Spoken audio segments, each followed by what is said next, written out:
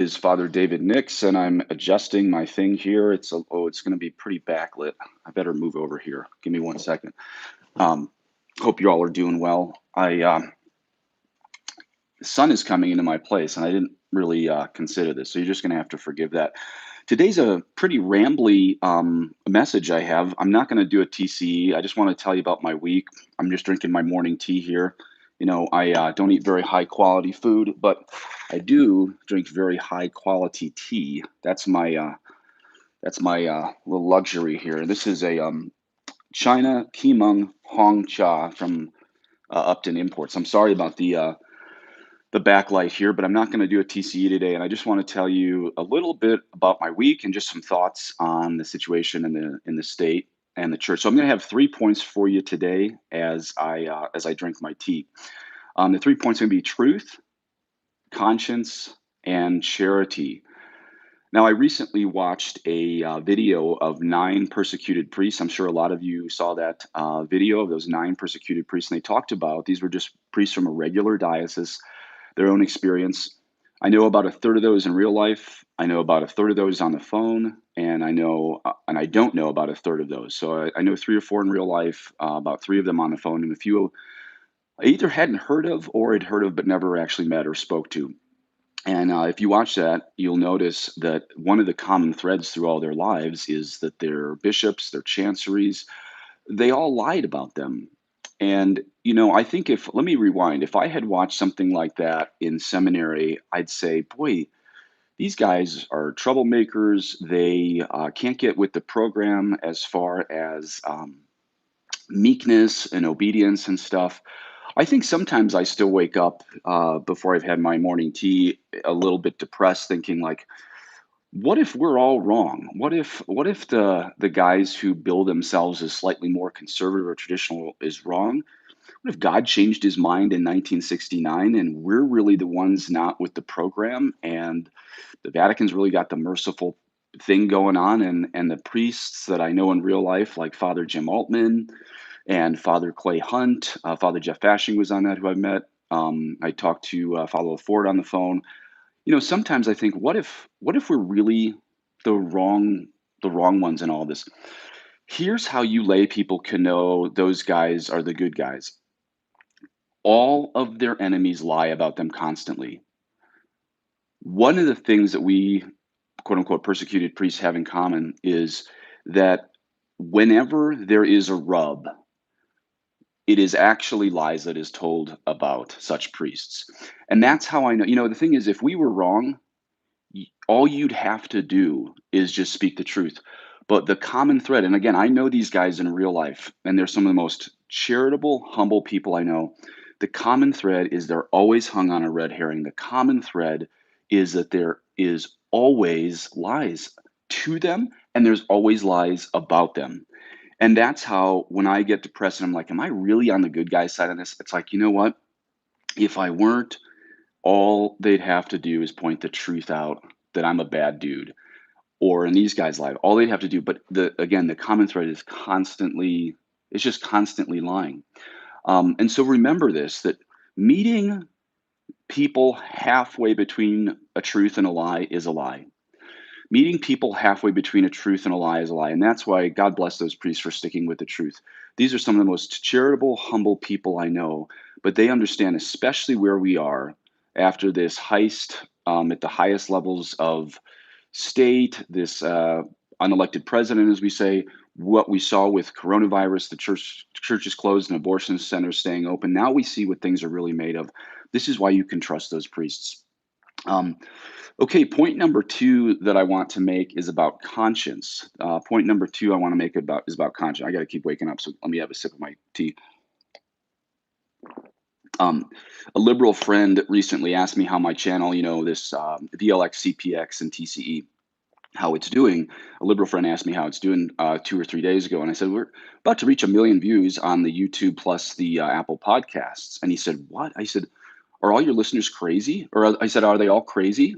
Kind of implying like, are they crazy like you? And he said that as a joke, so I didn't respond with something this harsh. But here's what I probably should have said. I should have said, yes, all my listeners have a conscience, And therefore, you self-identified yourself as a sociopath, and all your liberal followers as a sociopath, because a sociopath doesn't have a conscience. Okay, sociopaths don't have consciences, and this is where we need to just start saying, in seminary, I never would have said something like this because I'm like, I want to win all souls to Christ, conservatives and liberals. I never would have said this next sentence, but liberals are sociopaths. They don't have consciences, and this is where we can't meet them where they're at on this stuff. I'll give you an example of this. Everybody knows about the USCCB and Joe Biden and all these statements and stuff. And I saw a bishop's statement that was a little hand slap to Joe Biden, but it kind of gave this nod in the direction that Joe Biden is good on racism and good on immigration reform. Okay, what I would like to say to this bishop is this is not the 1950s where it's like, the Chicago Democrats have a couple good points of maybe like increasing taxes to the trash workers or the streets, and the conservatives have a few good points as far as like a smaller government or something. This is not the 1950s where we have to meet people halfway and the Democrats have a few good points and the conservatives have few good points. Here's why that slap on the hand of Biden is absolutely ridiculous. To be like, yeah, he's got some problems with abortion, but he's good at racism. He's good at being anti-racist and he's good at being anti-immigrant. Why is that? Once again, it's a total lie. Here's why it's a total lie. Just last night, I saw real quick on Twitter going to bed, Joe Biden said the reason Latinx, Latinx, and by the way, he got ratioed by a lot of Latinos, a lot of Hispanics, Mexicans writing how much they hate that term. Uh, but Joe Biden said the reason the Latinx don't take the vaccine is because they don't want to get deported. It's like, can you imagine if Donald Trump had said something that racist? What would happen? You can go to David Gray's channel and see he's got like a million. He's a black Catholic, African American Catholic. You can go to his channel. He's got a whole collage. I think it's got over 1 million views of racist things that Joe Biden has said. Let's talk about Joe Biden and immigration real quick.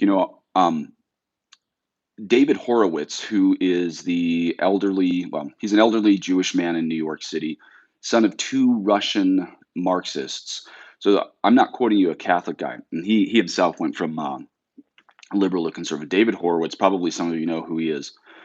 He said on a show I listened to recently, there are now 100,000 children being abused on the border, the border between Texas and Mexico. So how dare this bishop say that Joe Biden is good with immigration if he's just caused the largest human trafficking problem we've ever had in North America? And who's being abused? Latina girls, mostly, boys and girls both. Um, he's caused, again, David Horowitz has 100,000 children being abused on that border.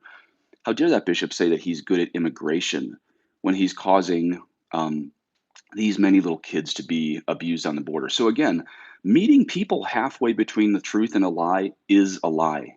We have to stop doing that, okay? Okay, now my final point is charity. Let me take another sip because I'm still waking up. Um, Last night I was in the sacristy of a traditional parish, and there was a holy hour, and I was talking to a couple of priests at this Latin Mass parish, and I ended up kind of butting into a conversation I shouldn't have. There was a layman speaking to a priest about the USCCB, signing the stuff on Joe Biden, all the stuff on communion for pro-abortion politicians and everything. And he started to say, this bishop was good, and this bishop was good, and this bishop was good. And I shouldn't have stepped in. I'm learning how to just mind my own business, especially in a sacristy that's supposed to be kind of quiet and peaceful. And I said, none of these bishops are going to do anything. I explained Stockholm Syndrome. I explained Kabuki Theater and everything else. And there was a little bit of a tension because I jumped in, and the priest actually kind of ran off when I was going down the road of why none of these bishops are going to do anything to protect the Eucharist from these pro-abortion. Later, the priest came back and said I left because it was good what you were saying. But here's the thing: the layman I was talking to is kind of defending the Novus Ordo bishops. Ironically, I'm a priest of a Novus Ordo regular diocese, ripping on the current situation.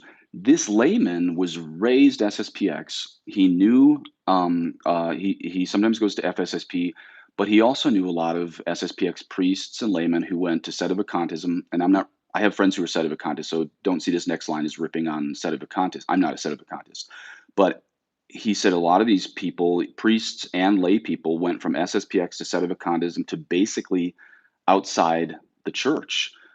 Marriages and annulments happening outside the church, bad catechesis, lack of charity and stuff. And it was a really interesting conversation because me, a priest of the diocese, is kind of like ripping on certain situations in the USCCB. He's defending that.